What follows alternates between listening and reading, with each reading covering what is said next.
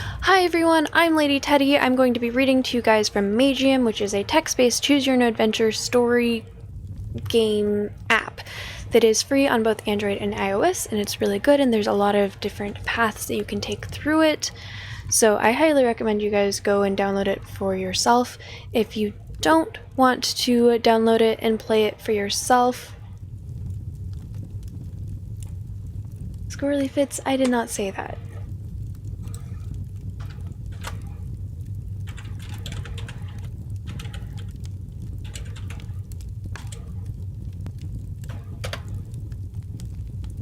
Shoot, I don't remember how to remove quotes.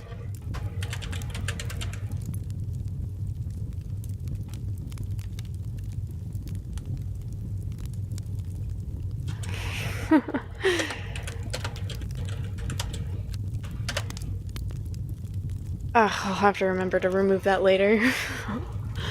Oh well. Sorry. So, the way that I like to do this, if you guys don't want to play this for yourself, you can go to my YouTube channel where there is a Magium playlist with all of my previous readings that should be in order. If you have any questions throughout the book, you guys are more than welcome to ask, because I know you are in the middle of the story. Currently we are on book 2, chapter 9. This will be part 2 of chapter 9. And it's been so long since I've done a Magium stream that I don't remember where we left off. I will, once I open up the book, I will... It's a beautiful quote that I didn't say. Yeah. So, I know that a lot of people do like to participate, and then I know that there's Welcome Back Melody.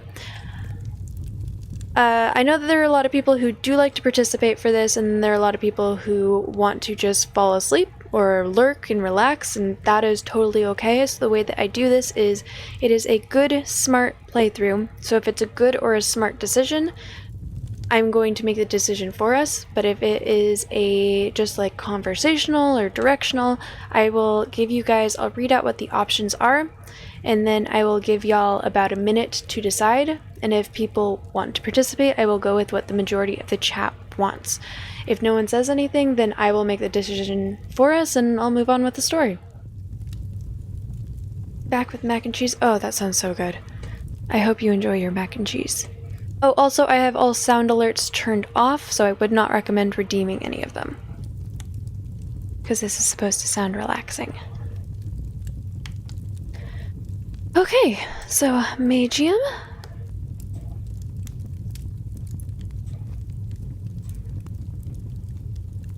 There we go, looks like y'all can see it. Okay, so currently they're in the middle of a storm. The main party, they're in the middle of a storm and they are moving through. They're trying to make progress, but the storm is really bad, so it's not working.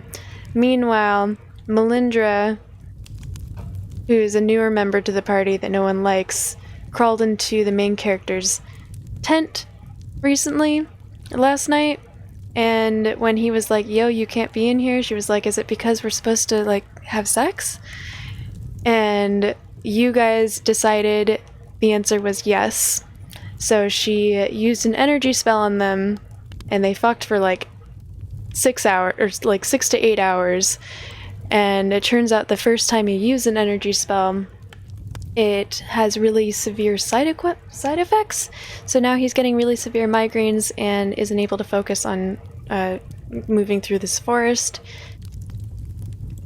And so he has agreed to allow them to drug him again with the energy spell. So that's what's going on right now. He was going to try and just power through it, but it's not working. It's too bad. Which means that later in the story, this is going to be worse for him. Aren't you supposed... Not when it's magical Viagra.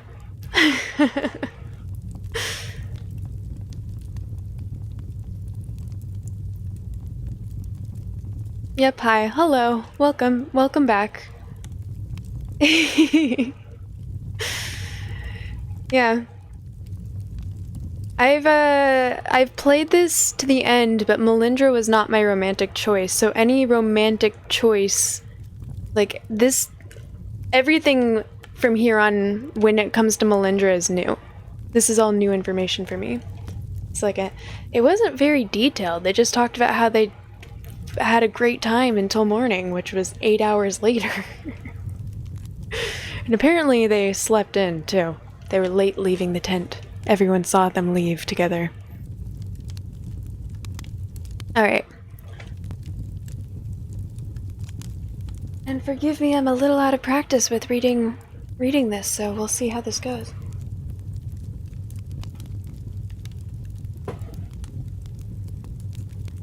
Our band is called Magical Viagra. I don't know if I consent to this.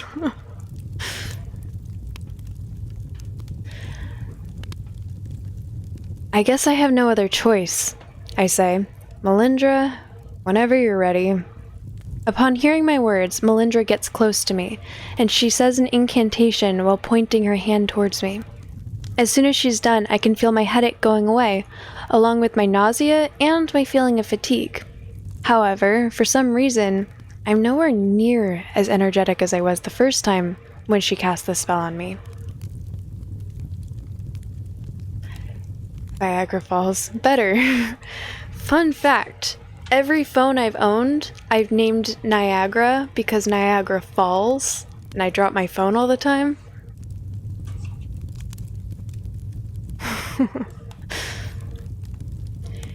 Is it just me, or does the spell have less of an effect this time around? I ask Melindra. Well, that is to be expected when you cast an energizing spell twice in a row, Melindra says. Not only does it have less of an effect, but it lasts for a shorter amount of time as well. It should, however, hold you at least until we make camp.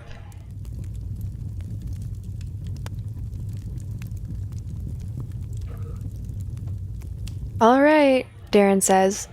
Well, in that case, let's press forward. With a little luck, the storm won't be as bad as Flower said it would be, and we'll get to continue our travel normally without getting delayed.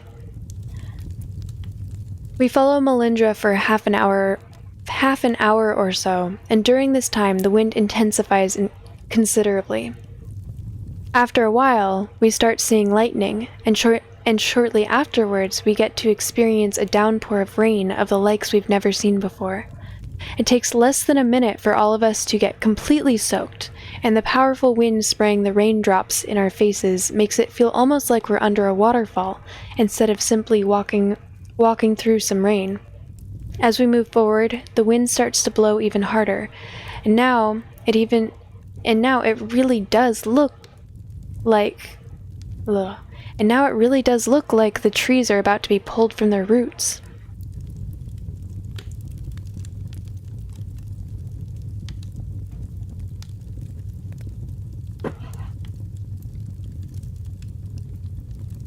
Stay close together, Darren shouts in order to make sure that we can hear him through the sound of the wind. And watch out for lightning. We should always be careful to have tall trees surrounding us so the lightning will strike them instead of us. Make sure to avoid flying at all costs. Come on, keep moving.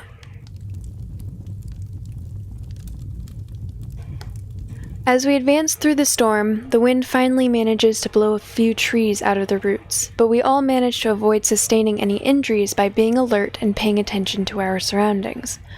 We keep pressing forward for another 20 minutes, but the storm still doesn't look like it will be stopping anytime soon. In fact, it's getting worse by the minute. Every time we hear a thunder, it feels almost as if someone set off a powerful explosion spell in our vicinity. The wind is now almost powerful enough to push us back while we're walking, and the number of raindrops has greatly increased as well. Will this storm never end? I've had enough of this, Kate says all of a sudden, and then a large dome of ice quickly begins to form itself around us until it covers us completely, shielding us from the wind and rain. Kate, what are you doing? Darren says. We're taking a break, Kate says. As it stands, we're only getting ourselves tired for no reason. We're barely moving forward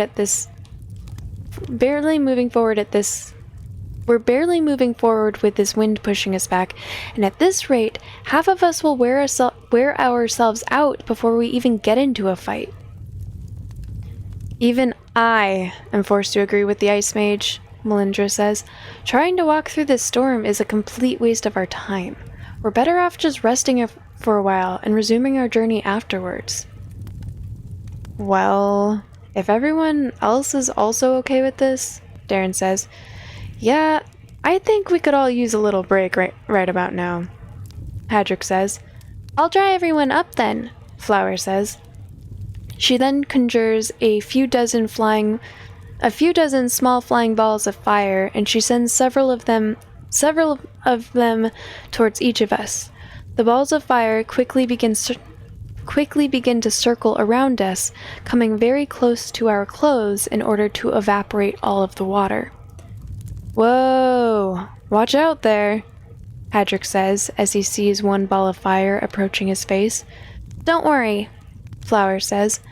I've been drying up like this since forever. You're not going to get burned.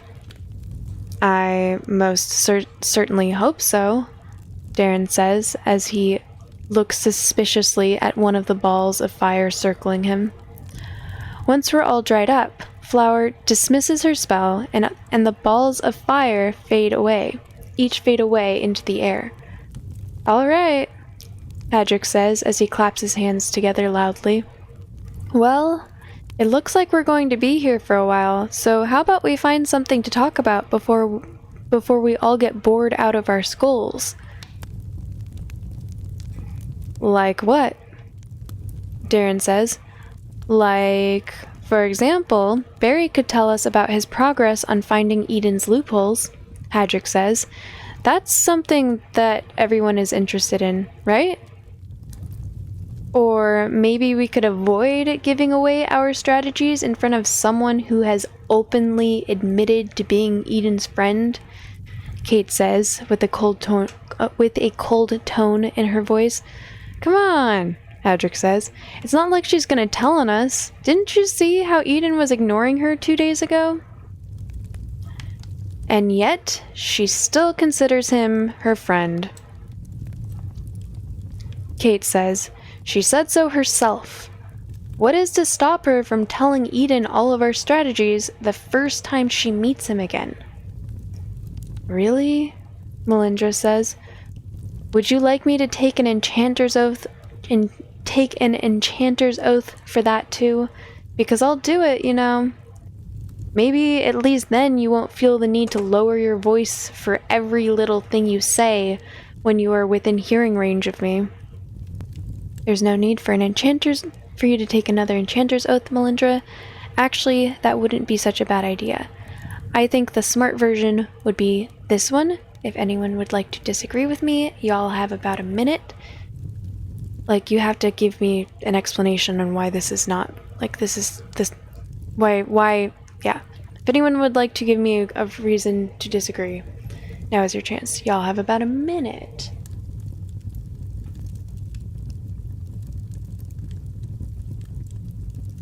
You put too much pepper in the mac and cheese, it's spicy. Oh no!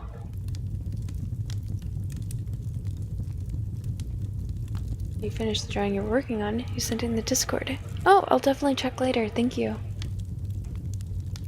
You're gonna get some sleep? Sweet dreams, Zircon. Thank you so much for hanging out. It's been lovely having you here.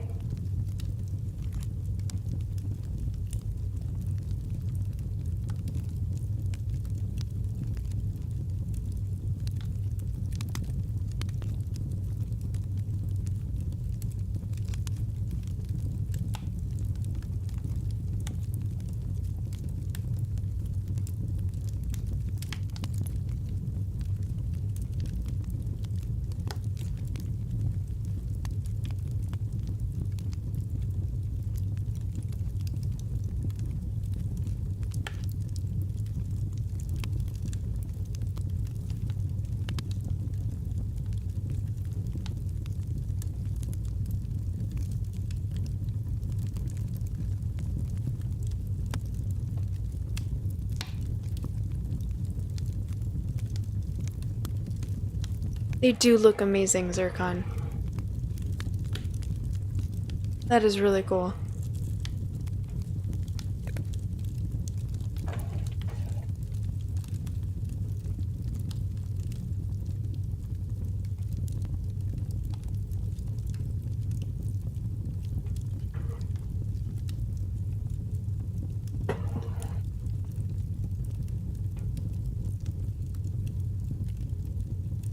Okay. Actually, that wouldn't be such a bad idea. It most certainly wouldn't hurt, Kate says. Are you guys serious? Darren says. Well, you heard them, Enchanter, Melindra says as she walks over to him and she touches the edge of his blade with her finger. She then holds her finger up in the air with small drops of blood falling from it, while she waits for Darren to activate the oath enchantment from his sword. Okay, whatever, Darren says as he holds the sword below Melindra's finger and he lets a few drops of blood fall on it. Say the oath and let's get this over with, shall we? Darren says as his sword begins to shine brightly with a white light. Okay, Melindra says, I swear that I will never tell Eden anything about any strategies that you discuss or about anything you say that might be used against him in any way. She pauses. Is that good enough, or should I add another vow to the list while we're at it? Melindra says. It's good enough, Kate says. Finally, Darren says as he places his hand over the sword, confirming the oath, and then the sword loses its light. Okay, so that happened, Hadrick says. Now, Barry, what were you going to tell us about Eden's loopholes? Oh, I wasn't going to tell you anything, I say, because I haven't discovered anything new since I found the loophole about Darren's protection spells. Spectacular, Melindra says. Well, at least you can now all rest assured that this crucial piece of information will never reach Eden's ears. Damn, Hadrick says. So, I guess we still don't know any of Eden's weaknesses then. Well, I wouldn't say that we don't know any of Eden's weaknesses, I say. It just depends on what you'd be willing to call a weakness. For example, do you remember that time when Eden teleported all of us to your location right after you turned back into a giant and challenged everyone to a brawl?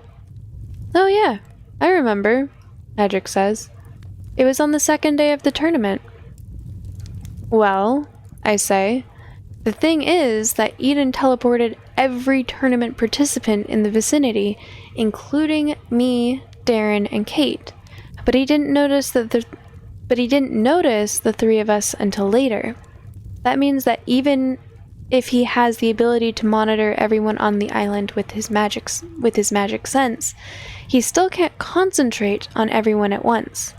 Which shows that even with all his power, he still has some weaknesses that a normal person would have. He can still be distracted. Well, as far as weaknesses go, this one isn't really all that useful, Hadrick says. I shrug. It's a start, I say. When you're up against an enemy of this caliber, I'd argue that every little piece of information helps. Fair enough, Hadrick says. So, what if we tried to uncover stuff about his past instead? Or his motivations?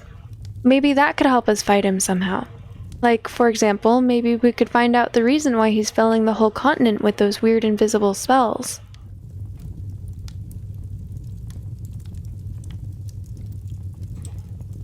Thank you, Melody. I appreciate it. I'm glad you're enjoying it. I don't know if you heard this, but if you don't want to play this yourself, but you do want to know more of what the story is, my previous readings are all on YouTube in a Magium playlist. And if you do want to play it yourself, It is a free app for both Android and iOS, and it's really good. I have a lot of respect for the author. Good luck finding that out, Melindra says. I've known him for most of my life, and even I have no idea what he's trying to pull. Maybe he's trying to win back the fox's heart, Arrakis says in a mocking tone. I heard that they had a bit of a falling out after that stunt he pulled in Ulmnar. And I don't even think they were exactly on the best of terms before that, either. Their relationship had been slowly degrading for a long time, Melindra says. I think it all started when the cities in Eden's care began to introduce the concept of slavery, and it all went downhill from there. The fox had always blamed Eden for all the messed up things that ended up happening in his cities. She kept saying that if he would have reined them in and imposed stricter rules on them, it wouldn't have gotten to this point. But back then, Eden had this naive belief that all humans are inherently good, and that as long as they'd be left to their own devices for long enough, they would find the right path. He thought that as long as people were given everything they needed, without having to work for it, and as long as they were given no reason to fight, each other, they'd all live like one happy family. Well, we can see how that turned out.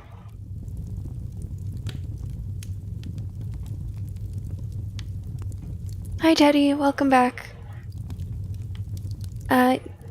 Yeah, every now and then. It's been a really long time since I've managed to do some Magium.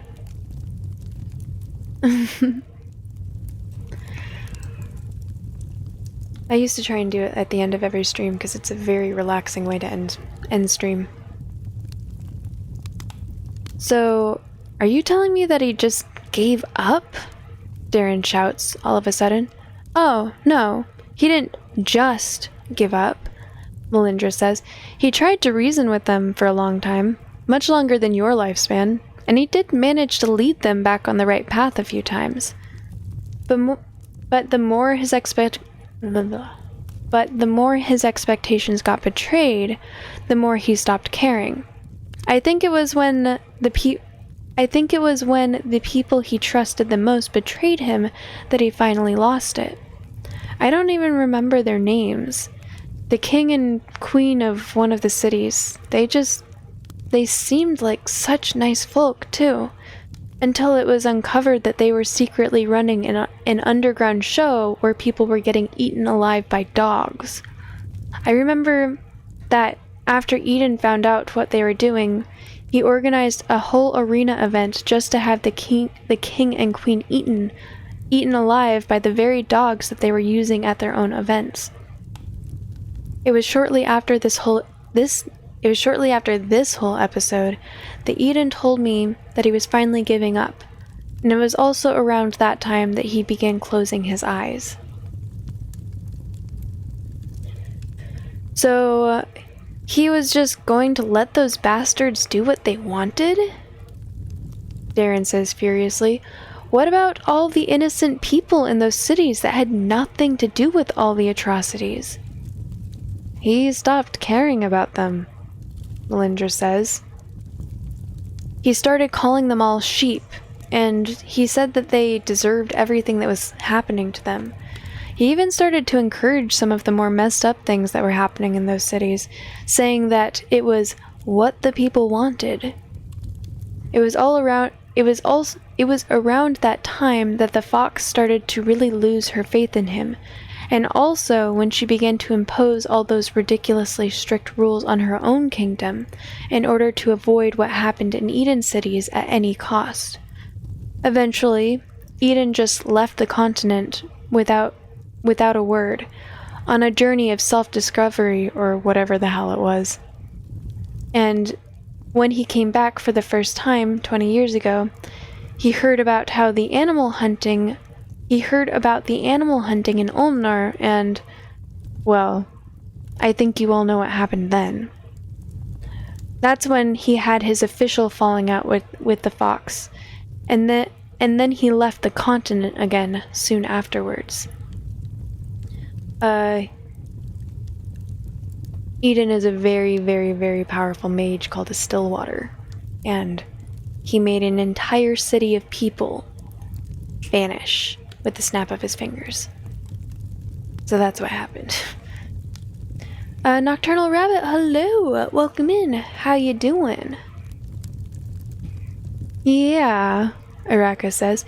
He probably tried to tell her that he solved all the problems by destroying Ulmnar, when it was in fact his departure that caused the animal hunts to begin in the first place. What a moron. Hadrick says, I'm not trying to interrupt or anything, but weren't Eden and the fox just 2 old allies from the still winter? Why was Araka joking about Eden trying to win her heart back earlier? Why does it matter if they had a falling out or not?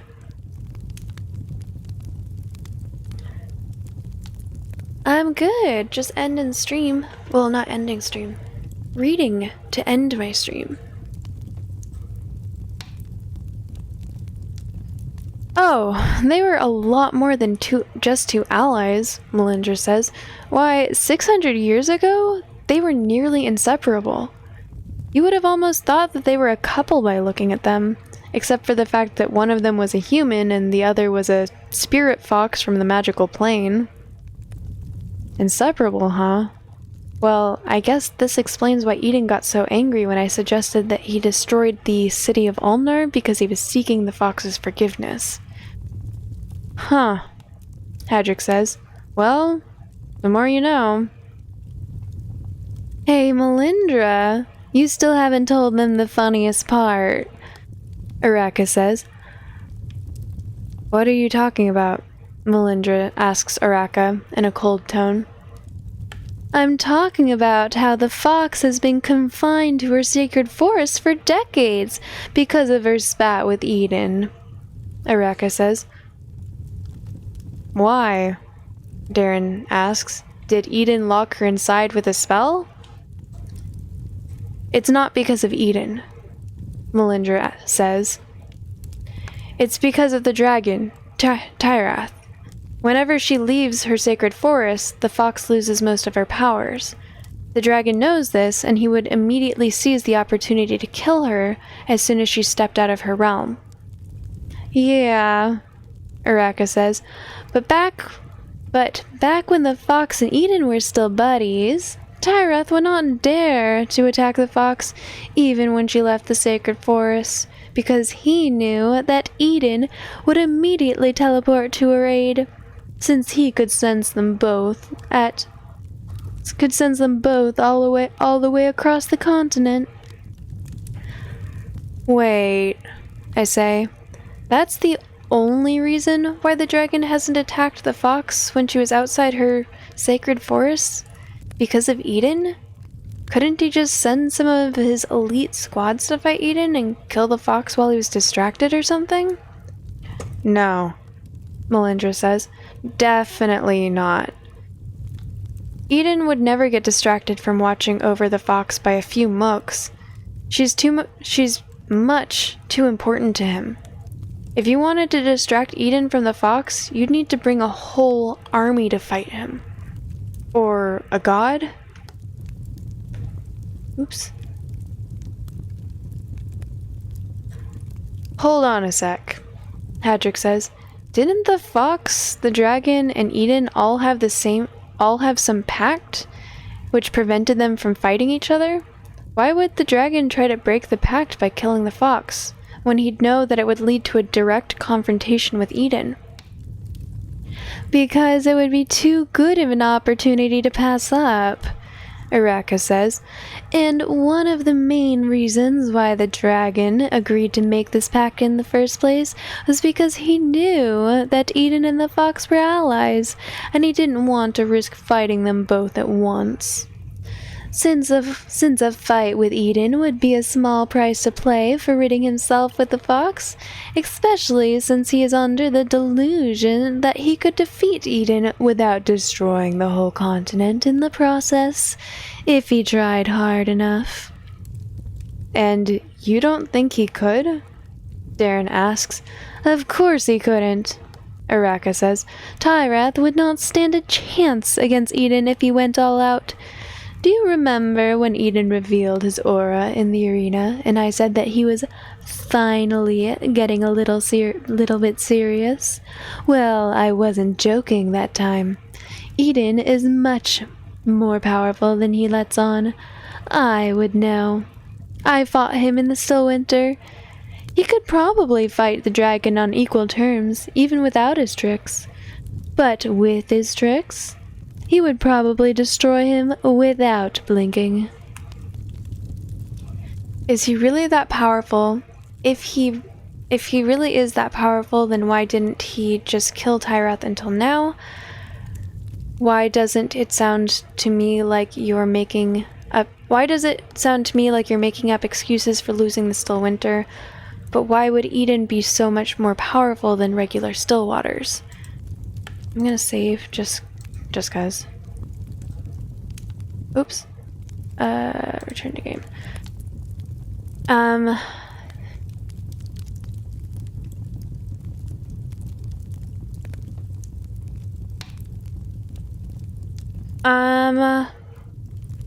I'm inclined to go with the last one. I feel like that is the smart question to ask, but none of these are really good or smart, so if anyone would like to participate and suggest what decision to make, now is your choice. I'm giving y'all about a minute. Otherwise, I will make the decision for us in about a minute.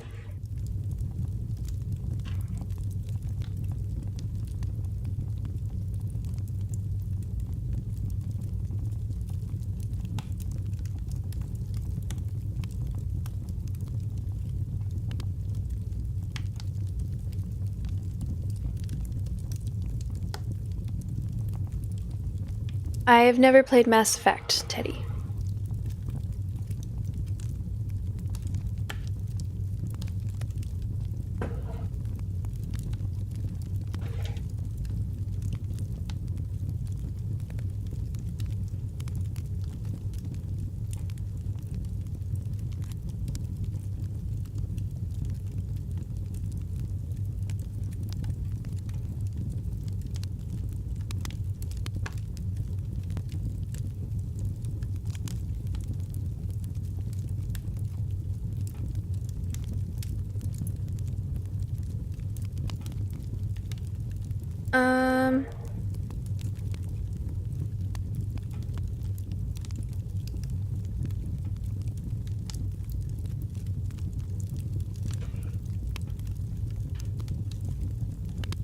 Okay.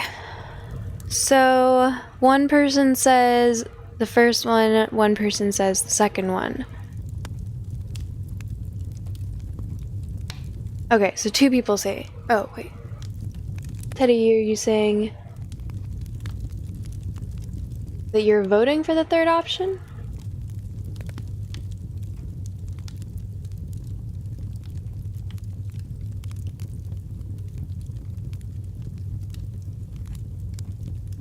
Is...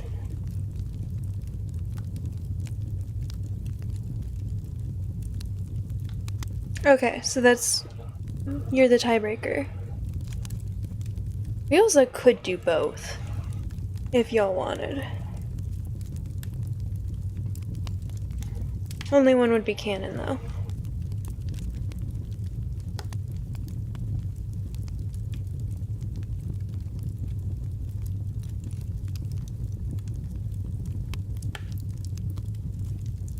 But why would Eden be so much more powerful than regular Stillwaters? How should I know that? Araka says. By the time I fused with Therius, the Stillwaters were already at war with the Lasathi. I don't know the history of how the Stillwaters came to be, but I didn't care to find out. Right, I say. You've been sharing quite a lot of things with us about Eden's past today, Melindra. Oh, oops. You've been sharing quite a lot of things with us about Eden's past today, Melindra, Aluna says all of a sudden. May I ask to what do we owe this sudden change of a heart on your part? Well, since I am obviously Eden's spy, Melindra says with a sarcastic tone in her voice, I just can't keep everything a secret from you. I need to reveal some sensitive information here and there to make sure that you people actually start to trust me. She then looks straight at Kate with a mocking smile. Wouldn't you agree? She asks her. Kate frowns at her, but she doesn't say anything. Maybe it's about time we change the subject, Patrick says in an attempt to avoid another argument breaking out between Kate and Melindra. Like, for instance, did you guys also notice that we haven't really encountered a lot of animals while we've been walking through these forests? I would have expected these places to be teeming with wildlife, but we've mostly only run into monsters and other mages.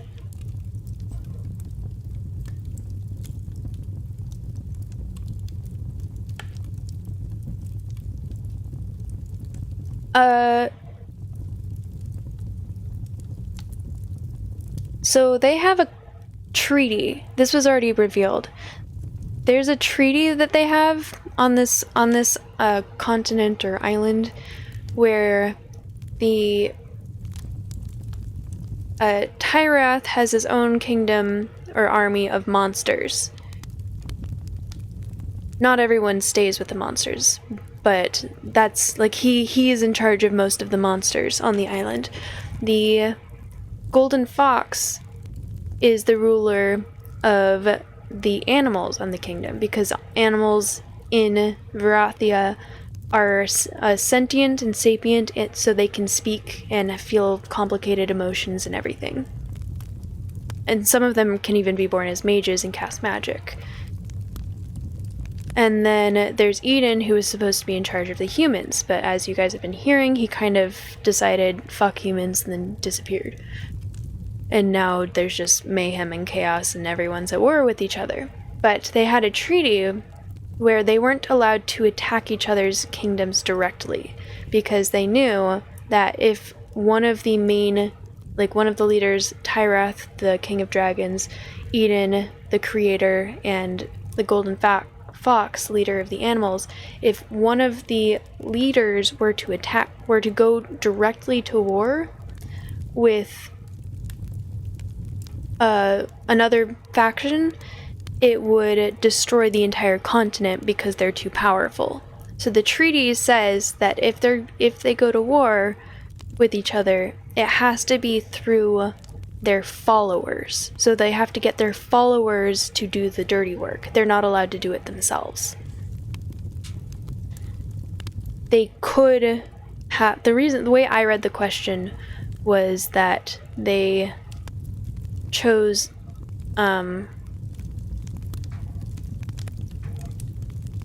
there's a lot of them. We are on book 2, chapter 9. But if you want to, let me know what you think.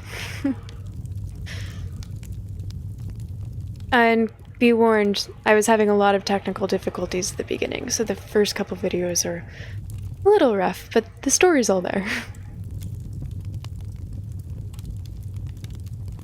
At some point I'll learn video editing and I'll fix them.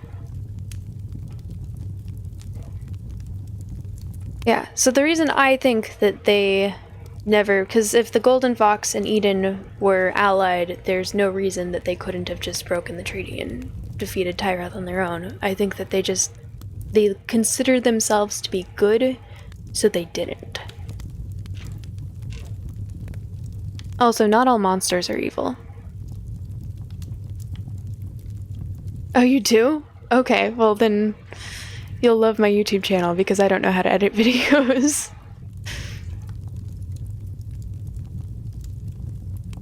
Okay, where was I? Most of the animals have likely already gone to the sacred forest by now, Flower said. They were where they can get the direct protection from the Golden Fox until this tournament is over. It would be too dangerous for them to wander around these parts, where the where there are so many mages roaming throughout the lands, remember that the tournament spell is only made to protect the citizens of Varathia, not the animals as well. There are still some idiots who stayed behind, though, Araka says. For example, do you see that forest fire over there? I've been watching a bear and 2 wolves run in circles for the past 2 minutes, trying to find a way out to safety. But they're pretty much surrounded by burning trees. They're going to get engulfed in flames soon enough. What? Flower asks, shocked. That's horrible. I know, right? Araka says. Nothing beats free entertainment. Anyone want to make a bet on how long they've got to live? No! Flower shouts. Wow, you really don't like gambling, do you? Araka says. Hold on, there's a forest fire? Darren says, as he tries to look through the semi-transparent ice dome for traces of smoke. How close is it to us? Is there any risk of the fire spreading any more than it already has? Right, stretch, sorry.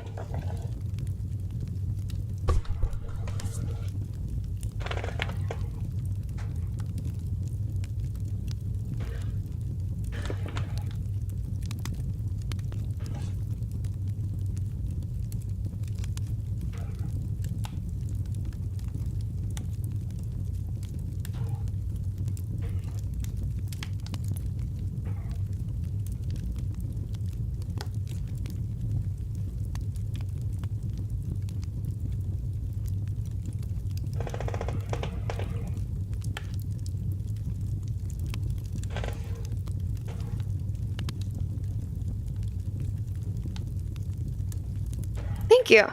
This is my first time getting to wear this shirt. I mean, I've tried it on, but, like, I know that this isn't out, but it's out enough. People are seeing me. So thank you. Thank you for the stretch. That was needed.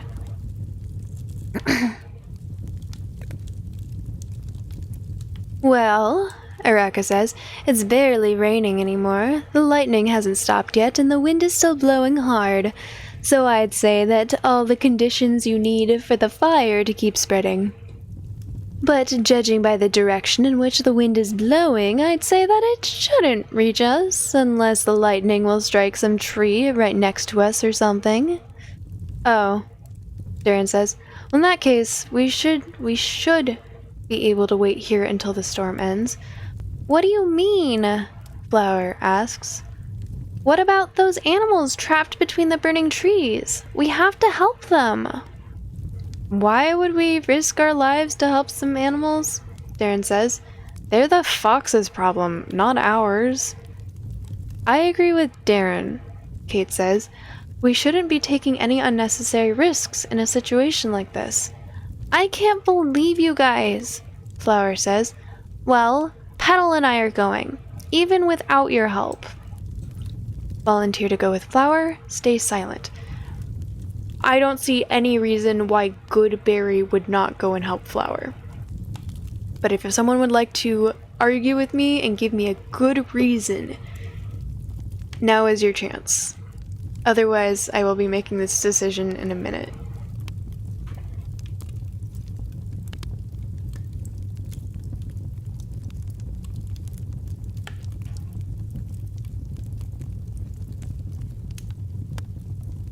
This is a good, smart playthrough, so...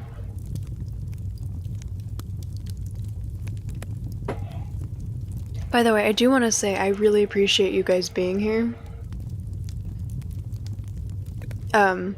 I don't mind reading by myself, but I do really appreciate when people are participating. It makes it more fun.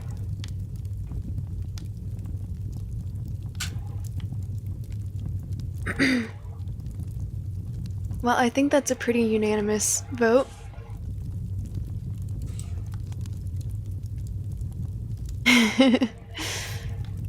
Actually, I'll be coming too, I say. Oh, come on, Darren says. They're animals. Animals who can talk, though, I say. It's not like they're some dumb beasts. But they're still animals, Darren says. Barry, let's go, Flower says to me after using her fire magic to melt a hole into Kate's ice dome. Alright, I say, lead the way.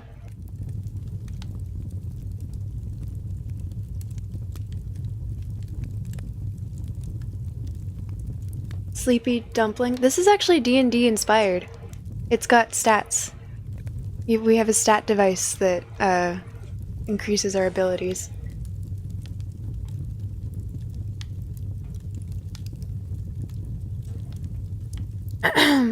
You want the tea with flour?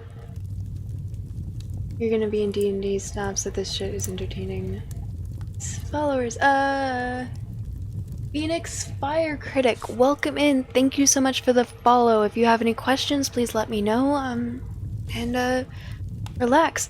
So Flower is a girl who 20 years ago, she was in the circus. She was a 9-year-old girl who was in the circus. In this world, women can't be mages, but they can be possessed by banshees, and that's when they gain magical abilities. But generally speaking, when a 99.99999% of the time, when the banshee becomes active, it takes over the person's mind and just completely erases the human soul.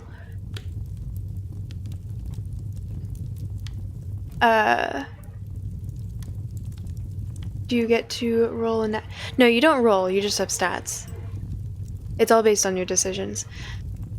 99.999% of the time, you get to make the decisions. I lost my train of thought, I'm sorry. When the banshee, there's like a hibernation period, and then once the hibernation period ends and the banshee becomes active, they absorb the human's mind and take over the body. The 0.00001% of the time that this doesn't happen, that is completely unheard of, there's only 2 known cases, is when Flower is what is known as an ethereal, which is when she identifies more with her mind and her soul than her body, and she feels like there's different planes. So there's the earthen plane, the ethereal plane, and the magical plane. And the ethereal plane is where souls reside, and that is where she identifies. And she kind of feels like she's trapped in the human body. So when a Luna, or Petal, a banshee, awakened and tried to take over Flower's mind, she found Flower waiting there, and instead of taking over, she fused. So Flower and a Luna are a banshee and a human soul that is fused together, and they share the 9-year-old body. And because she's been possessed or fused with a banshee, her physical body has not aged in 20 years. 21 years now. She's a 30-year-old 9-year-old.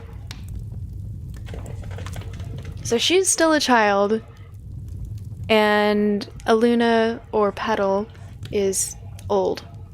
She's like 100+ years. Aluna is a water mage, and Flower is a fire mage. Yeah, that's the tea on Flower. And that's why I do the high-pitched voice, is because she's 9. I usually do video gaming, but it's nice to try something different. Well, if you have any questions, let me know. It's just me reading out loud because people like my voice. Usually I do video games as well.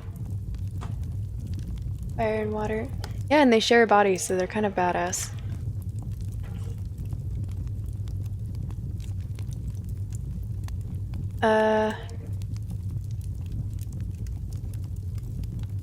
Barry, wait, Darren says. Relax, I tell him as I step out of the dome. It's not like I'm going to just die in some forest fire after having survived this tournament for so long. We've got a Luna with us who can extinguish the flames with her water magic. We'll be fine. Melindra, what are you doing? Flower says when she sees that Melindra has remained in the dome. We need to hurry. Who, me? Melindra says with a surprised look on her face. Yes, you, Flower says. Now come on, we have no time to waste. Ugh, fine, Melindra says as she walks out of Kate's ice dome in order to follow Flower. Let's go save some animals, I guess. Damn it, Darren says as Kate is slowly closing up the hole in her ice dome. Watch out for lightning and for flaming branches falling from trees. Yeah, we'll be careful, I tell Darren. And then we all head out towards the black smoke coming out of the burning trees in the distance. We run in the same direction for about a minute, with Flower leading the way. The downpour of rain from before has turned into a drizzle while we were inside the dome, but the wind is still as powerful as ever. At the speed we're currently going, we're probably going to make it to the flaming trees in less than a minute. I'm surprised you came with us, I tell Melindra as we run side by side behind Flower. I was under the impression that you didn't really like the golden fox and her animals. I don't care about the animals, Melindra says. I only came because Flower asked me to. I see, I say. Guys, focus, Flower says. We're getting close to the fire. Araka, can you show us exactly where the animals are right now? Well, I could, but where would the fun in that be? Araka says. Of course you would say that, Flower says. Fine, we'll find them on our own then. We should be able to sense their auras once we get close enough. Melindra says. If you're looking for the bear and the wolves, then they're in that direction. I can sense auras from a distance too, remember? Oh right, I completely forgot, Flower says. Thanks a lot, Melindra. Come on, let's get closer. When we begin to approach the forest fire, we quickly find out that there is a thick layer of black smoke. When we begin to approach the forest fire, we quickly find that there is a thick layer of black smoke between us and the burning trees that we're going to need to traverse before we can reach our destination. Melindra, could you blow the smoke away with your wind magic? Flower says. Melindra just stands there without saying anything, and she appears to be very focused on the smoke in front of her. As I look at her, I suddenly remember how she was unable to fully control her powers, which would explain why she's simply staring at the smoke, unable to make a decision. Melindra? Flower asks in a lower voice. She's probably thinking that she'll need a big blast of air to clear out this whole area of smoke, I tell Flower. Come over here. We should give her some space. Oh, okay, Flower says as she starts to follow me. When Melindra understands what I'm doing, she gives me a curt nod, and then she prepares to cast her spell. Once Flower and I are far enough, Melindra unleashes a very powerful blast of air that scatters away all of the smoke, giving us a clear view of the flaming forest ahead of us. As soon as she gets within range, Aluna shoots a very powerful jet of water out of her hands, and she uses it to extinguish the flames from the trees in front of us, one by one. The fires are out, Flower says. Let's move. After we move past the flaming trees, it does not take us long before we manage to find the three animals by detecting their auras. As soon as we reached them, the two wolves both turned to face us, while growling and baring their fangs at us menacingly, and the bear is raising himself upright on his hind legs in order to look more intimidating.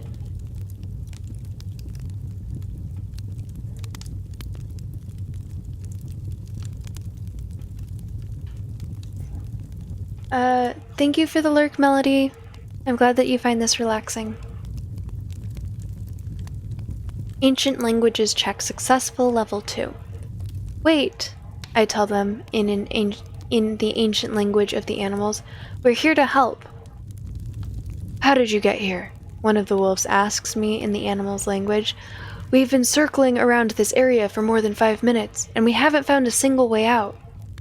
We have a water elementalist on our team, I tell them. What were you three doing here? Shouldn't you be waiting in the sacred forest until this mage tournament is over? We were sent on a mission by the Golden Fox, says another wolf. Don't tell them about the mission, the first wolf says. They came here to rescue us, the second wolf says. At the very least, we could show them some sincerity. What is this mission that she sent you on? I say. Maybe we could help. Unless it is a secret, of course. We were told that the Stillwater Eden may have cast a peculiar spell somewhere in this area, the second wolf says. My brother and I were sent here to investigate it because we both have a very keen magical sense. The bear is our bodyguard. You wouldn't have happened to run into a barely detectable spell with Eden's signature on it while you were on your travels, would you? Tell him about Eden's spell. Don't tell him about Eden's spell. I feel like good Barry would tell them about Eden's spell, and smart Barry would know that having more allies is good. So, I want to do this one. If anyone could argue with me, why not? Now is your chance. Otherwise, y'all have about a minute. Or I will make the decision in about a minute.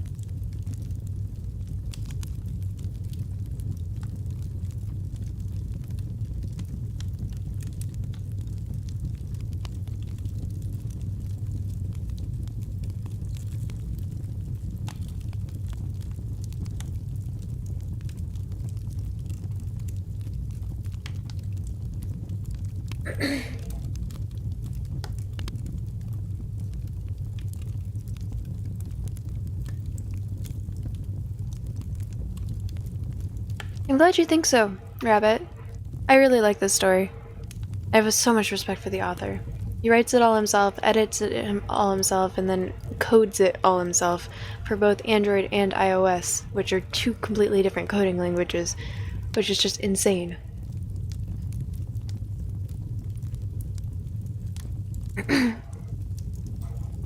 Achievement unlocked. I'm a helper. Oh, there's also achievements and stuff in this game. We actually did run into such a spell, I say. In order to find it, you will need to walk in that direction for a few hours until you reach a river. Then you'll need to follow that river downstream for about another hour, and then you should be able to detect the spell as long as your magic sense is good enough. Your help is much appreciated, the second wolf says. Unfortunately, we do not have anything to reward you with right now. But if you ever come near one of these sacred forests in the future, you should not hesitate to send word to us. We wolves do not forget our debts easily.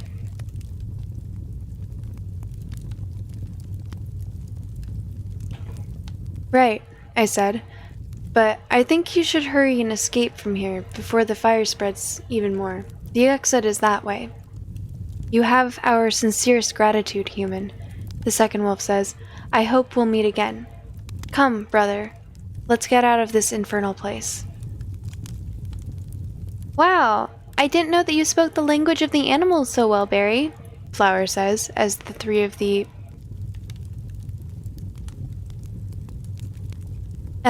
three animals all head towards the exit. "I only managed to understand certain parts of what you said. What was the mission that the wolf was speaking of earlier?" The fox sent them to investigate that hidden spell of Eden's that we found this morning, I said. I told them that we could find it. I told them where they could find it, so they went to go look for it. "Oh, I see," Flower says. "All right, well, then let's leave them a little time to get out of here, and then we can go back to Kate's ice dome." We do as Flower says and wait for a while until the wolves and the bear go past the burning trees. Once we can no longer sense them, we make our way out as well, and we head back towards our friends. While we walk towards the dome, we notice that the storm is slowly coming to a halt. Although the sky is not quite clear of dark clouds just yet. The wind is much more bearable right now, and the lightning has almost stopped. A few minutes later, we finally reach our teammates, who were all waiting impatiently for us inside the ice dome.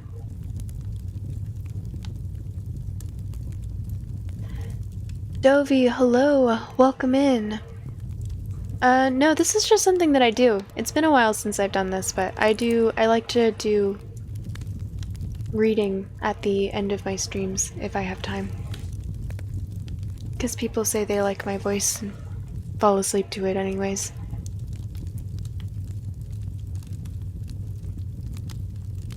You can come out of the dome now," Flower shouts at them. "The storm is almost over." "Oh good. You're all unharmed," Darren says as the ice dome gets dismissed and he gets to have a good look at the three of us. "I was getting worried that I might have to heal some serious burn wounds with how long you took to come back. Did you find who you were looking for?" "Yes," Flower says. "The animals are all safe. We can be on our way now." "Oh, Dovey, you are totally fine. This is, if you have any questions, feel free to ask, and it is Choose Your Own Adventure, so there are decisions that you're able to help me with." "Teddy, you've been told you should be a radio host? Maybe you should start reading stories out loud."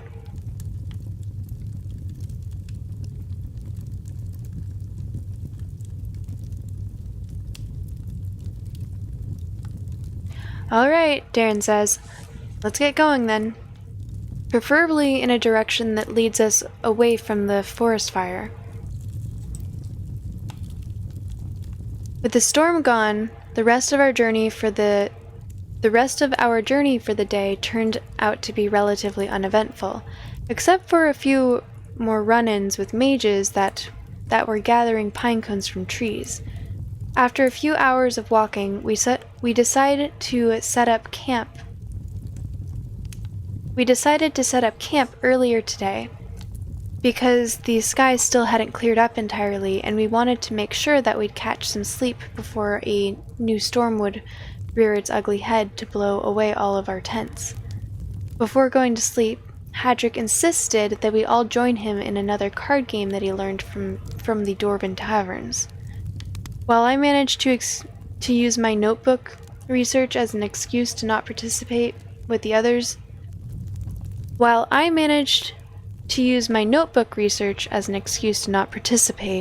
others weren't so lucky. It seems that the ones he wanted the most to participate in the game were Kate and Melindra, because they both tried to refuse him several times, but Hadrick would have none of it. It was pretty obvious what he was trying to do. His true purpose was likely to create a scenario in which Kate and Melindra would be forced to interact with each other, in the hopes that they would start to get along better. Everyone probably knew this fact as well as I did, but Hadrick is pretty hard to refuse once he sets his mind to do something. So they all had to reluctantly agree to join his game, eventually. After about 15 minutes of sitting on the grass, reading from my notebook, I suddenly see a blue message floating in front of my eyes. "Still busy with your notebook?" Layla writes. "Yeah," I say, as I raise my eyes to look at her. "Those loopholes aren't going to find themselves. Weren't you playing Hadrick's card game just now?" "I was," Layla writes, "but the game requires us to call out the names of the cards as fast as we can, and my written messages don't form themselves instantly, so I had too much of a disadvantage compared to the others. May I have a seat?" "Of course," I tell her, as Layla sits herself on the grass next to me. "So how have things been going with Kate? So how do you like our little group so far? So what have you been up to lately?" I'm not really inclined for any of these. If anyone has questions, would like to pick a direction, now is your chance. I'll give you all about a minute, otherwise I'll make a decision.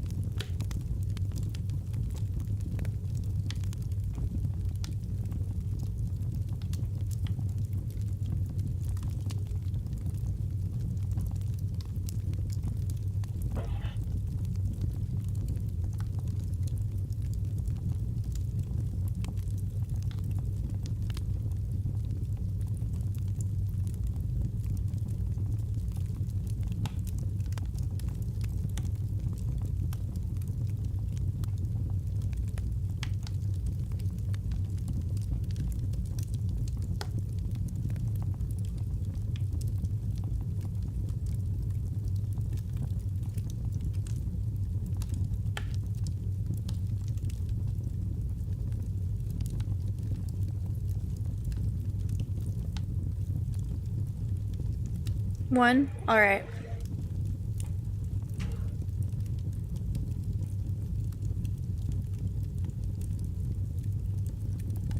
Majority voted for 1. So I'm gonna go with that one.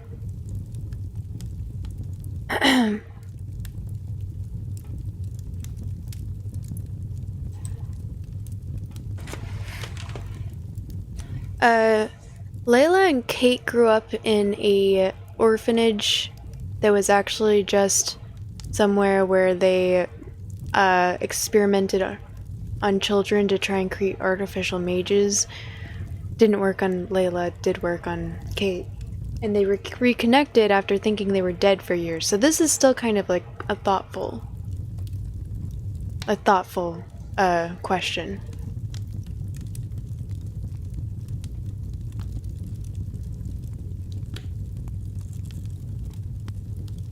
So how have things been going with Kate? They've been going better than I expected, Layla writes with a slight smile. Layla and I didn't really get to talk much during our time at the Beacon, so I didn't think she'd actually consider me her friend.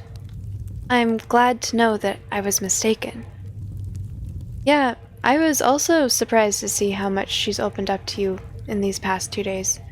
I say, Kate is usually the silent type, and she rarely comes out of her shell, so it was nice to see this other side of her for a change. She wasn't always like this, Layla writes. She used to talk a lot more when we were at the Beacon, especially with her friend Diane. Maybe she's starting to go back to the way she used to be, now that she finally has some people she can trust. You're right, I say.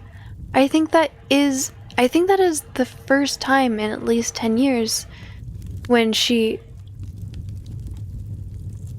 You're right, I say. I think that this is the first time in at least 10 years when she managed to become part of a group that she can actually rely on, without fearing that she'd get stabbed in the back. Do you think I could do it too, someday? Layla writes. Do what? I say. Become a part of your group, Layla writes. What are you talking about? I say. You're already a part of our group. Layla shakes her head. Only temporarily, Layla writes.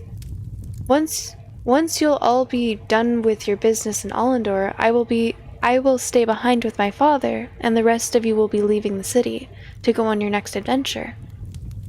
Yes, but it's not like we'll be doing this forever either, I say. Eventually the tournament will be over and our group will be disbanded, but that doesn't mean that we won't be meeting each other again later.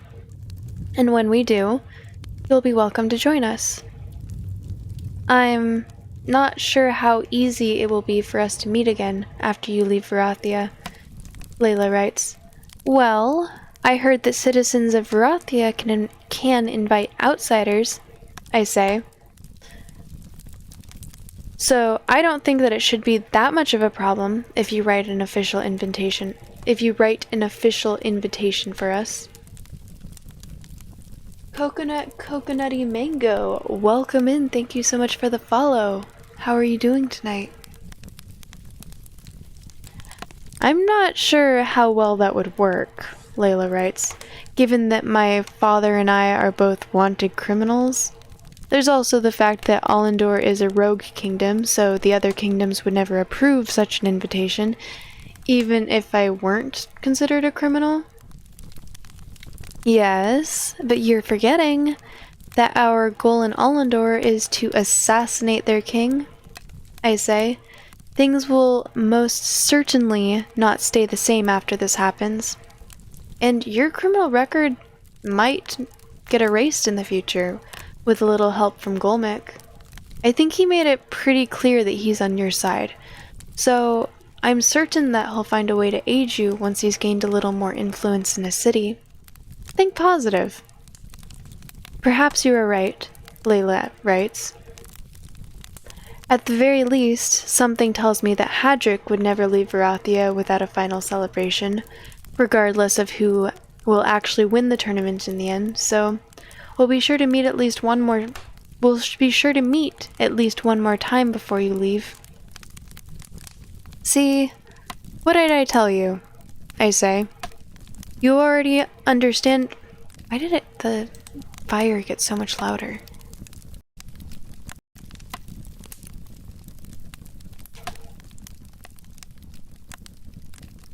Sorry about that.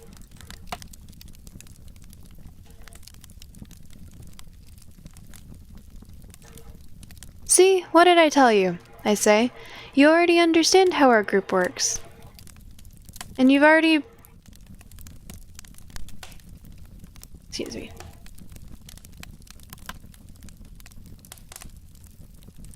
And you've barely traveled with us for more than 2 days.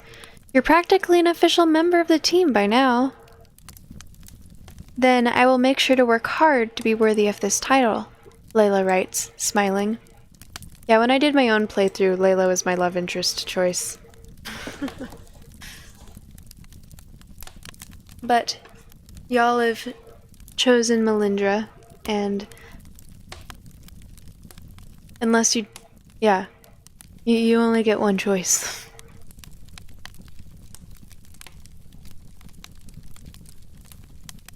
Hey Layla! Hadric shouts. I know that I'm asking a lot here, but could you please come back and help us keep the scores with those handy floating texts of yours? Maybe we could change the rules a bit so you could play with us on equal terms. Can you date the spirit fox? I don't think so. Also, she's kind of a raging bitch.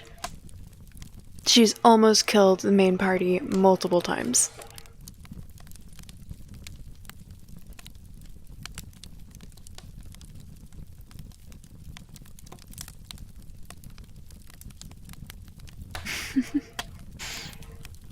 She murders children for begging for their life. She made this dumb rule where they're not allowed to speak the common language anymore. They can only speak in the ancient language of the animals. And you're not allowed to break that rule, even to beg for your life, if they're human hunters that are hunting you. So if you do manage to convince the human hunters not to kill you, and you return to her lands, she will question you, and one of the questions she asks is, did you speak the common language? And she'll know if you're lying, and if you spoke the common language, she'll kill you, even if you were a child. She's done it on multiple occasions. Not that we've seen, but we've heard about it. She did it to her chief advisor's son. But somehow he's still loyal to her. Yeah, she's cruel. She's a tyrant. Well, that's your kind of woman. Alright. Fair enough. But she's not a woman, she's a fox.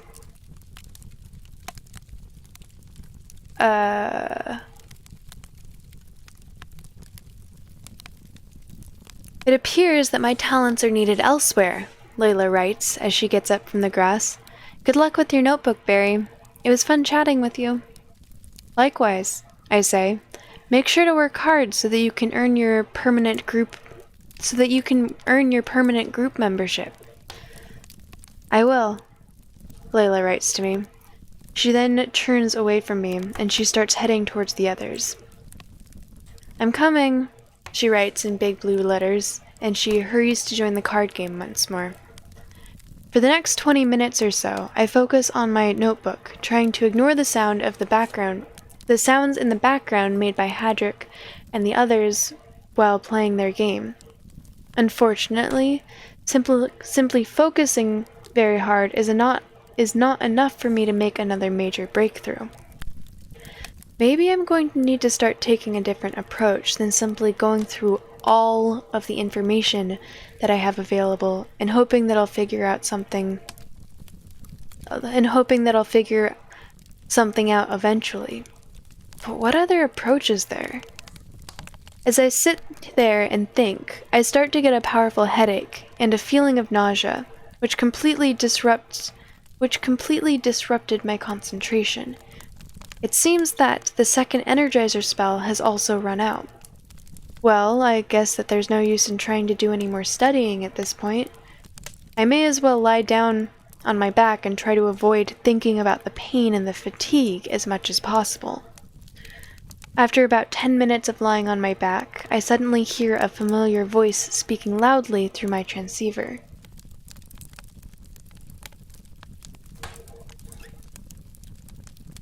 Sounds like a good match. Coconut, coconutty mango, thank you for the first time chat.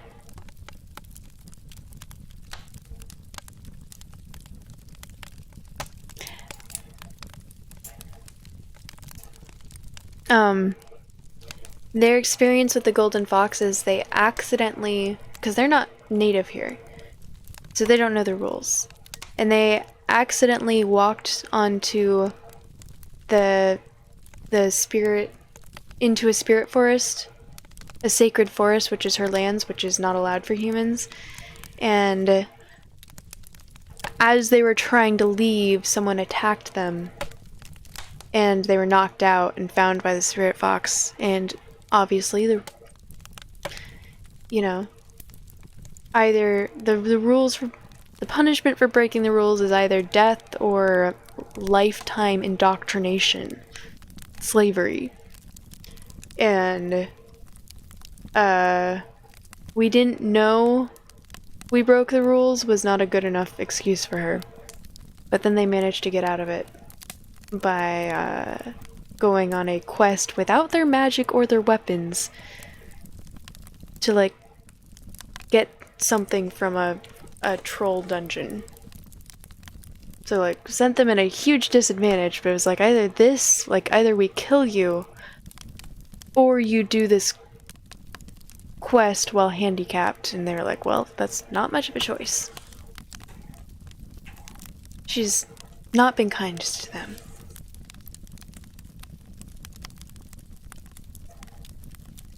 As I sit there and think, oh, okay. familiar voice speaking loudly through my transceiver. Hello? I hear Rose's voice say. Rose is dead.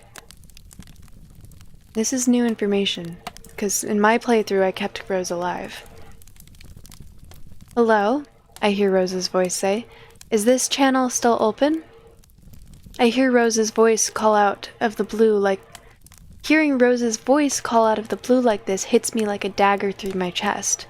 I suddenly realize that I've been completely avoiding thinking about Rose ever since that day when we held a toast with Enrique in her memory. Even when I promised myself that I would not avoid thinking about her death, I still managed to do it.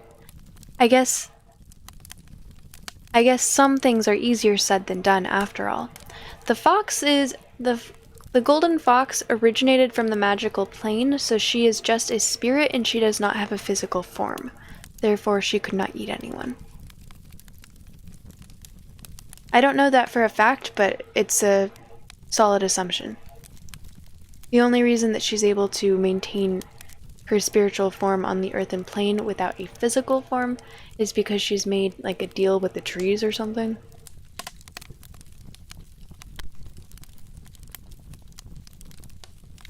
Are you hearing this? Rose's voice says again. Calm down, Barry. This isn't Rose. You know very well who it is. It's the Revenant.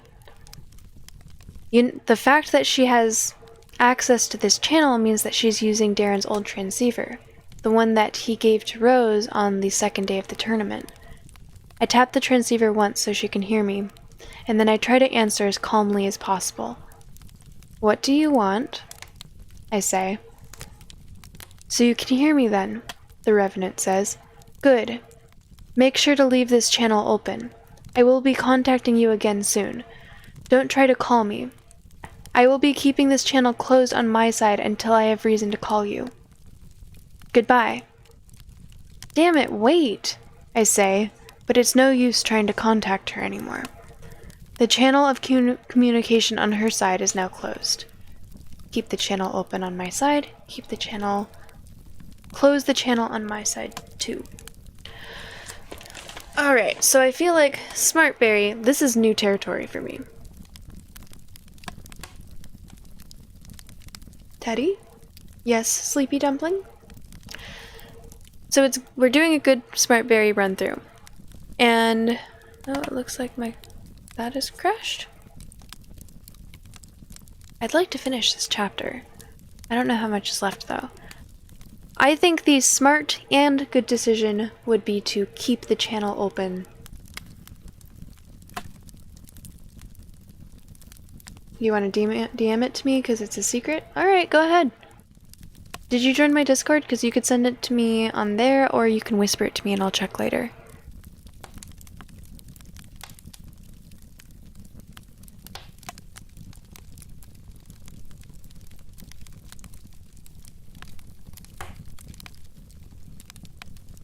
Okay, so if you would like to argue with me on which one is better, now is your chance. Otherwise, I'm going to keep the channel open. I'll save here, too.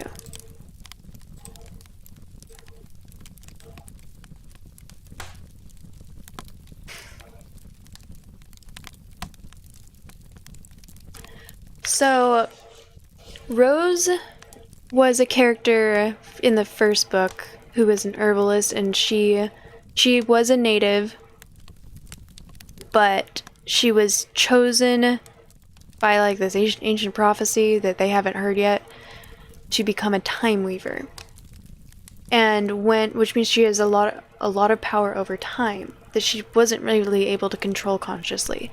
When a follower of the god of death found out, he did a sacrifice spell that killed himself to kill Rose and then revive her as a revenant, which means that she is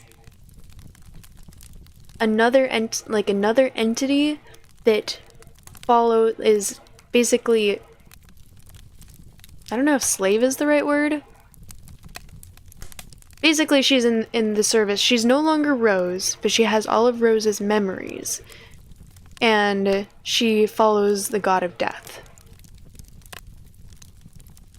It's not pretending. She's like Rose is not pretending. Revenant Rose.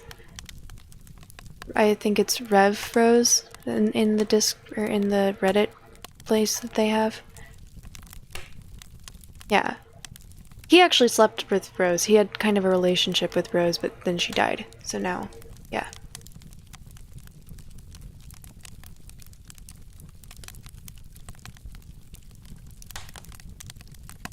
You can kind of see the light. My laptop is restarting.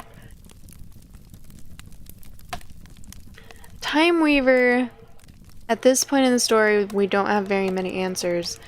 She is immune to time spells, so when Eden cast a time freezing spell, it didn't work on her. She was still able to move around. When she's emotional, she is able to freeze time, rewind time, things like that. She saved all of their lives when she was alive by rewinding time after Arrakis escaped. And she is... I'm trying to remember how much we know at this point in time. That's pretty much all the information. They don't know very much about Time Weavers. Araka and Melindra do, but they haven't given answers, besides they have power over time.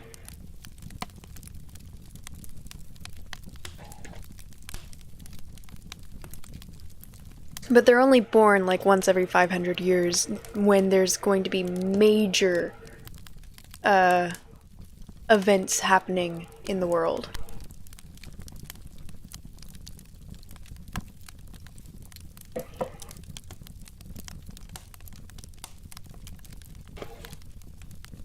Okay. Keep the channel open. Yeah, the reason I'm choosing to keep it open is because as she was leaving, she turned around and looked at Barry because she was in charge of her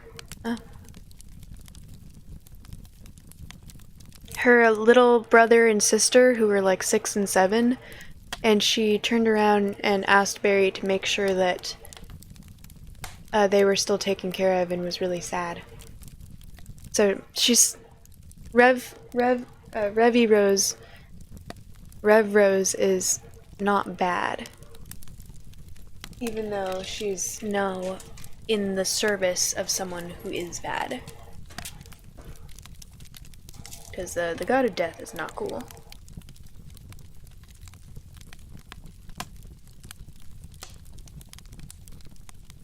Okay, dropped your halo. Timer starts. Centium. Okay, I'll check it out later.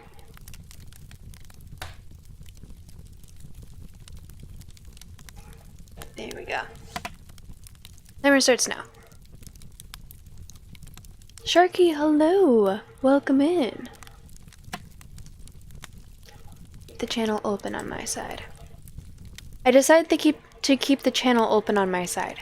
I have no idea what the Revenant might be planning, but it couldn't hurt to at least hear her out. Was that who I think it was? Darren asks me, as he and all the others are approaching me. Yes, I say. It was the Revenant. Apparently she's still holding on to your old transceiver.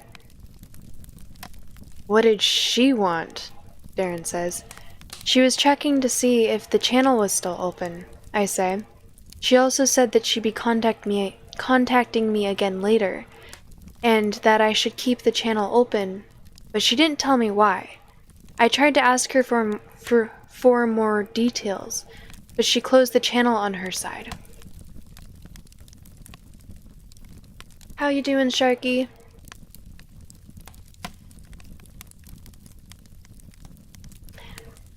Yeah, I have all sound alerts turned off right now because it's supposed to be relaxing. Huh, Patrick says. Well, I don't know about the rest of you guys, But this whole thing kind of killed the mood for me. I think I'm going to gather up the cards now, and we'll finish the game some other time. After Hadric and the others got done with their card game, we all went to sleep in our tents, except for Aluna, who took first shift. This time around, Darren made sure to lend Melindra a tent, so I could get a good night's sleep, without any more interruptions. I had a little trouble falling asleep for the first hour, due to the nausea and the headaches, but after a bit of rest, the pain went away, and so did my sleep problems. I woke up several hours later at the sound of Hadric's voice, who came to tell me that our night shift was about to begin. "Come on, Barry," Hadric says. "We're up next. I hope you're in the mood for drinking tonight, because I've got these dwarven ale bottles with me that are just begging to be emptied." I agree to drink with Hadric. Tell him that I'd rather stay sober tonight. I feel like Smart Barry would not drink.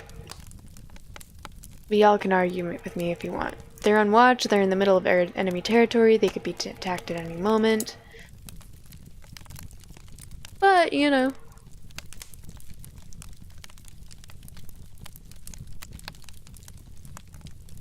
Y'all have about a minute.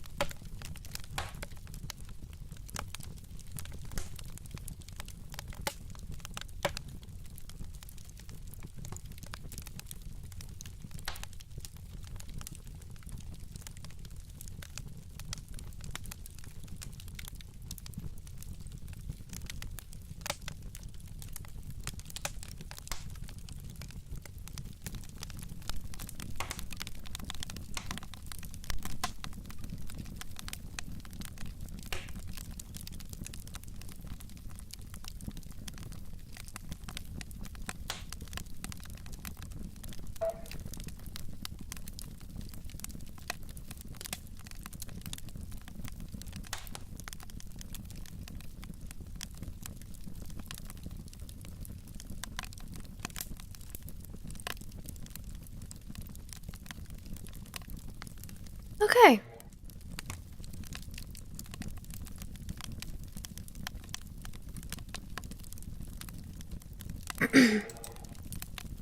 I'd rather stay sober, actually, I say. Just in case we actually need to fight someone. Suit yourself, Hadric says. I hope you won't mind if I'll be drinking, though. Not at all, I say. Alright, Hadric says, let's get going. After getting dressed and grabbing my weapons, I follow Hadric outside of my tent, and then we both head towards a spot that gives us a good view of all the tents, without being close enough to wake up the others when we talk. The sky is now mostly clear of clouds, so it would seem that we won't need to worry about another storm today. We both seat ourselves on the trunks of the two fallen trees that are facing each other, and then Hadric prepares to drink from his dwarven ale bottle. Cheers, Barry, Hadric says. Cheers, I say, as Hadric starts to drink from his bottle. You know, Hadric says, I was hoping we could play a game or two of Met Zek tonight, with the original rules, but since you're not drinking, I guess I'm going to have to give you a small handicap. So what do you say? Are you up for a round? Met Zek? I say. You mean that card game that we played 3 days ago? The one that involved bluffing, which required you to drink a sip of ale every time you lose a hand? That's the one, Hadric says. Sure thing, I say. Let's go for it. We spend the next few minutes arranging the cards, and then we start to play the game. The rules are just as complicated as I remember them to be. I don't really understand how this can be a game that's usually played in taverns. Normally, you'd think that after a certain point, the players would become too drunk to be able to play the game correctly. Or maybe that's supposed to be part of the game's charm. Who knows? At any rate, there is at least one thing I know for sure, and it's the fact that I'm not very good at this game. Ever since we started playing, Hadrick has barely lost any hands, and my score is rather terrible. The good news, however, is that Hadrick eventually got bored of waiting to lose a hand in order to take a sip from his bottle, and he began to drink at random time intervals. The drunker he got, the less attention he started paying to his hands, and this has led us to a somewhat more even matchup between us, even though I still need to win quite a few hands if I wanted to catch up to his score.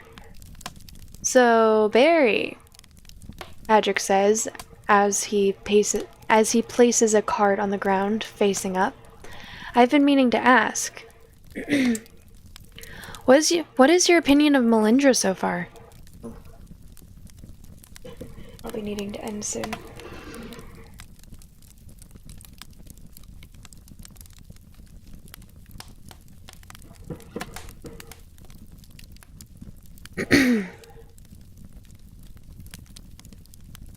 What is your opinion of Melindra so far?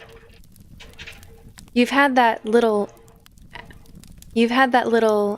episode with her in your tent, and aside from Flower, you seem to be the only other person that she's talked with in private. Be honest, do you think that she'll ever manage to fit in with the group? It's hard to say, I tell him, as I place the card on the ground, facing up as well. I've had a little discussion with her this morning, but I didn't manage to convince her to stop antagonizing the group through her actions. She said that she shouldn't try to change the way she lives her life just to accommodate others, and that Eden never had a problem with the way she was acting. Yeah, I was afraid she might say something like that, Hadrick says. The thing is that even if she were to start changing her attitude now, a lot of harm has been done, I say. Kate doesn't seem to trust her at all. And the others, well, I'm not sure about the others, but it's pretty clear to me that aside from Flower, nobody is really trying to be her friend. I know, Hadrick says. That's why I tried to arrange that card game before we went to sleep. I was hoping that maybe if they all got to talk to each other more, they'd reach some kind of understanding. I haven't had any luck so far, though.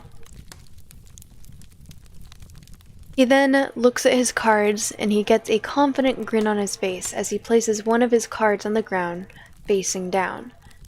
Now, the rules of this game state that you can interrupt any round at any moment to ask your adversary to turn all his cards face up. In case his card is bad, his round will be immediately forfeited, and I would gain 5 times more points than I would have gained if I waited for the round to be over. However, if I do this and the card facing down is actually a good card, I would normally be losing 5 times the points that I would lose normally. So the question here is, did he place down a good card or a bad card? Tell him to put his card face up, let the round continue as normal. You know what? I know the answer to this, so I'm going to let y'all decide. Since people are participating. If no one says anything, I'll go with the right answer. But y'all have about a minute. And I do need to end soon.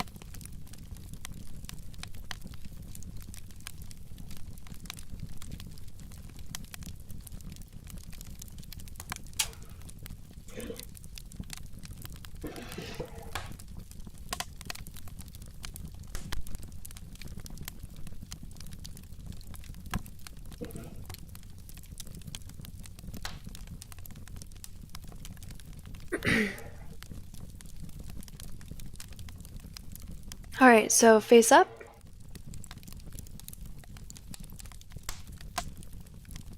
Achievement unlocked, Master of Cards. That was the right answer. You did! Flip your card up, Hadrick, I tell him. Hadrick grins at me and he turns his card face up. Yay. Apparently the card he placed down was one of the worst cards he could have had in this situation. Not only did he lose the round, but he did so in a spectacular fashion.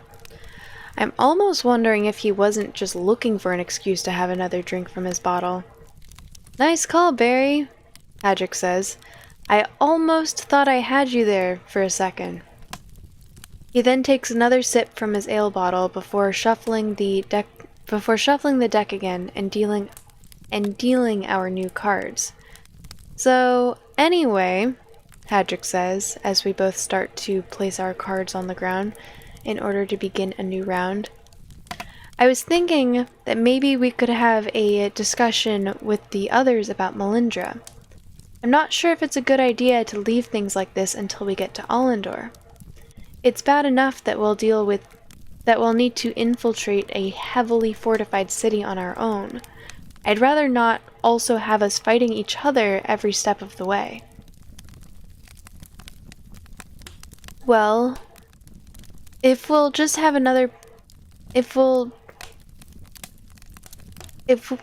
have another private conversation without Melindra, we'll just piss her off even more, I say. She's made it pretty clear today that she's been bothered by all of those times we were excluding her from conversations, because we didn't trust her. There's no need for us to twist the knife in the wound even more. But how are we going to convince them to get along with Melindra otherwise? Hadrick says. I don't know, I say, but it most certainly won't be through talking. Let's be serious here. If simply having a conversation would have been enough to get this whole situation fixed, we wouldn't be here. We wouldn't be where we are now. It's through her actions that Melindra needs to earn the team's trust, not through words. I doubt that anything you and I could say at this point would make much of a difference.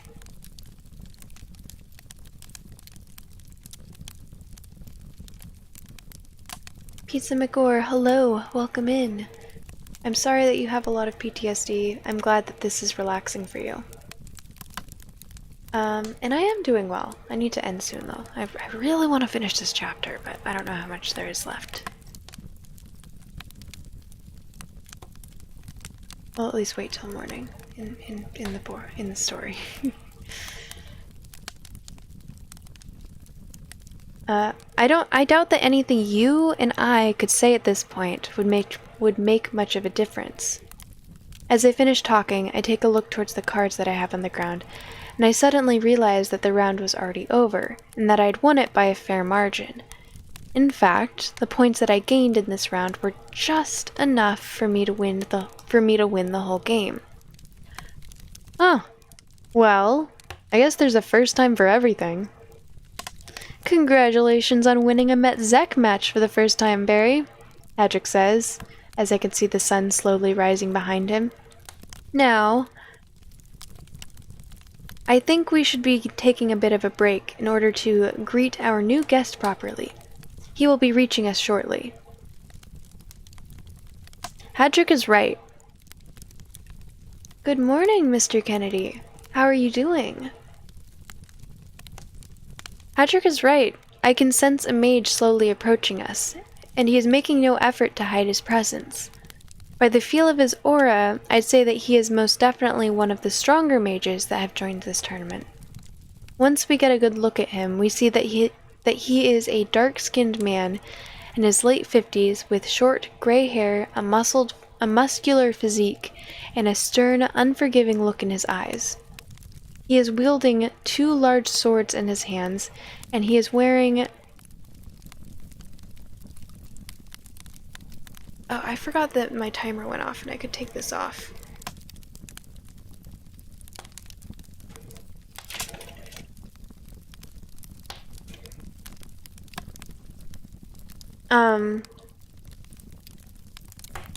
He's wearing 2 large swords in his hand, and he's wearing a leather armor that appears to be heavily enchanted. The man walks slowly until he reaches Hadrick and me, and then he stops right in front of us with a rather calm expression on his face. Pizza McGore, do you have sunglasses that you... I don't know if you've seen me with the sunglasses. Would you prefer, like, librarian glasses or actual sunglasses?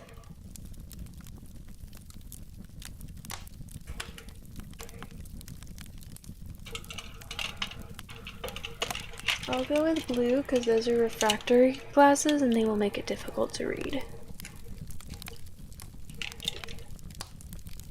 These are the ones you were talking about, right?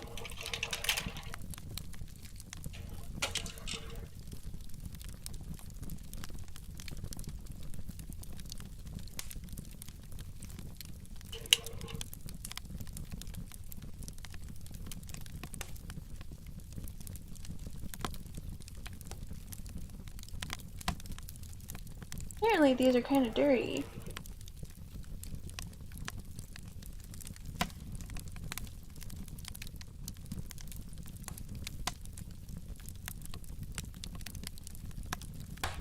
I've also got these blue ones. There we go. Alright. 10 minutes, starting now.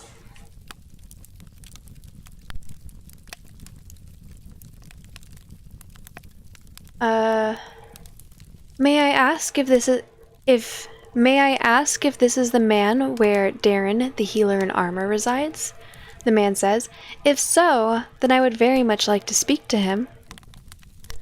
I think you already know the answer to that question, Hadrick says. But before we let you go any further, I'm afraid that you're first going to have to introduce yourself. Tell us. Who are you and how do you know Darren? Schmidt, hello, welcome in. I'll be ending soon, though. I should have ended an hour and 4 minutes ago.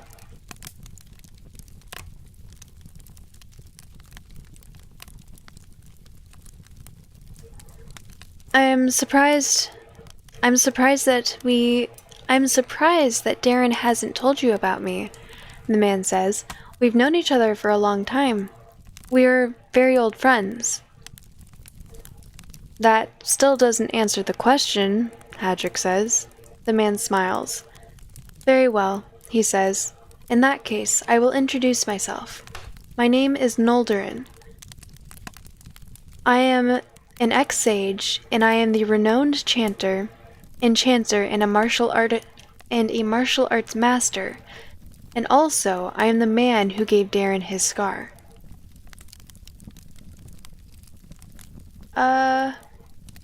Schmidt, thank you so much for the gifted sub. Oh my gosh, ending the chapter. This is what I've been waiting for. Cool.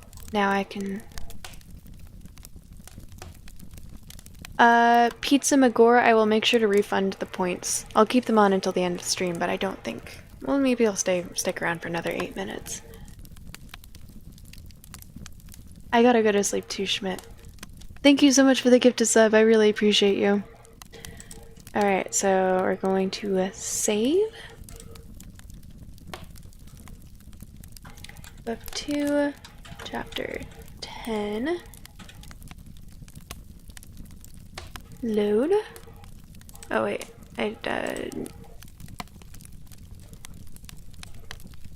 Book 2, chapter 10. Save. There we go. Alright, cool. And then we're going to transfer achievements to clouds. Transfer checkpoint to cloud. 1 and 2, because those were the only ones we've used. Back. Quick game.